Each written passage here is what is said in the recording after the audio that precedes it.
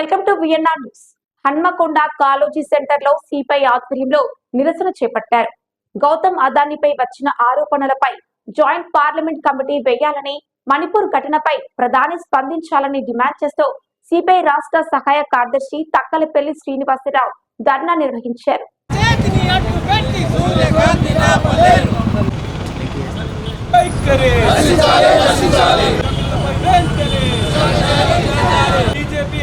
చీకటి ఒప్పందం నరేంద్ర మోడీ అదాల చీకటి ఒప్పందం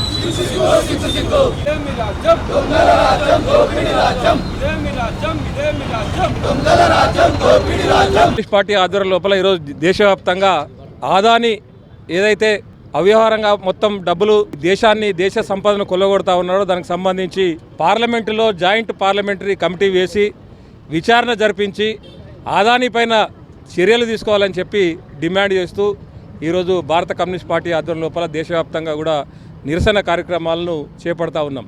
అమెరికాలో అదానీ పైన కేసు బుక్ అయింది, కోర్టు అరెస్ట్ చేయమని ఆర్డర్ ఇచ్చినప్పటికీ మన దేశ పౌరుడైనటువంటి అదానీ మీద మరి ఈరోజు ఉన్నటువంటి బీజేపీ ప్రభుత్వం స్పందించడం లేదు. ఎందుకంటే బీజేపీకి అదానికి ఉన్నటువంటి చీకటి ఒప్పందాలు ఏంటి అనేటి బయటికి రావాల్సినటువంటి అవసరం ఉన్నది. ఈరోజు ఈడీలు కానీ, సిబిఐ కానీ, ఇన్కమ్ ట్యాక్స్ కానీ విపక్ష నేతల మీద, విపక్ష నాయకుల మీద మరి వాళ్ళు విరుచుకుపడి వాళ్ళ మీద ఈరోజు దాడులు చేస్తూ మరి అరెస్టు చేసి జైలుకు పంపిస్తూ ఉన్నారు. కానీ అమెరికాలో కేసు బుక్ అయినటువంటి అదానీ మీద సిబిఐ కానీ, ఈడీ కానీ, ఇన్కమ్ ట్యాక్స్ కానీ ఇప్పటి వరకు స్పందించలేదు. ఈడీలు, సిబిఐ ఇవన్నీ కూడా బీజేపీ పెంపుడు కుక్కల్లాగా పనిచేస్తూ ఉన్నాయి.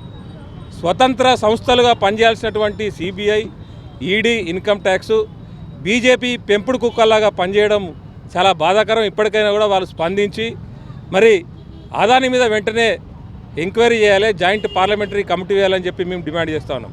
అంతేకాకుండా ఈరోజు మణిపూర్ రాష్ట్రం లోపల అత్యంత క్రూరంగా మహిళలను మరి చిత్రహింసలు పెడతా ఉన్నారు. అత్యంత క్రూరంగా చిన్న చిన్న పిల్లలను కూడా చంపేస్తూ ఉన్నారు. కానీ ఈ బీజేపీ ప్రభుత్వం ఇంతవరకు స్పందించలేదు. అక్కడ మన ప్రధానమంత్రి వెళ్ళి అక్కడ పర్యటించలేదు. ఇది చాలా దారుణం. అందువల్ల మణిపూర్ ఘటనలపైన బీజేపీ స్పందించాలి, వెంటనే పార్లమెంట్ లోపల ఈ అంశం మీద చర్చ చేయాలి అని చెప్పి డిమాండ్ చేస్తూ ఉన్నాం. దాంతోపాటుగా ఈరోజు దేశవ్యాప్తంగా ఆర్థిక వ్యవస్థ చిన్నభిన్నమైంది. ఒకవైపు ధరలు పెరిగిపోతూ ఉన్నాయి, నిరుద్యోగం పెరిగిపోతూ ఉన్నది. ఇదంతా కూడా బీజేపీ యొక్క దుష్పరిపాలన యొక్క ప్రభావం ఈ దేశమంతా కూడా పడుతూ ఉన్నది. అందువల్ల ప్రజలందరూ గమనిస్తూ ఉన్నారు. దీని మీద వెంటనే బీజేపీ ప్రభుత్వం, నరేంద్ర మోడీ స్పందించాలి. లేకపోతే దేశవ్యాప్తంగా భారత కమ్యూనిస్ట్ పార్టీ ఆధ్వర్యం లోపల పోరాటాలు తప్పవని చెప్పి ఈ ప్రభుత్వానికి హెచ్చరిక చేస్తూ ఉన్నాం.